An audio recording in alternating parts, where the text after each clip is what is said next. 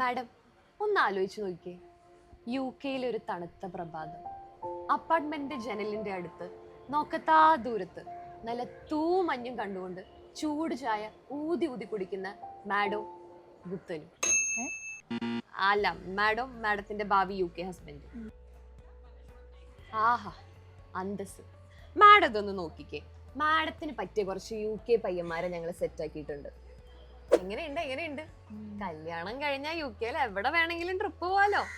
അതെ, എനിക്ക് യു കെയിൽ ട്രിപ്പ് പോകാനൊക്കെ ആഗ്രഹമുണ്ട്. പക്ഷെ അതിന് യു കെ ടൂറിസ്റ്റ് വിസ എടുത്താൽ പോരെ, കല്യാണം കഴിക്കണം.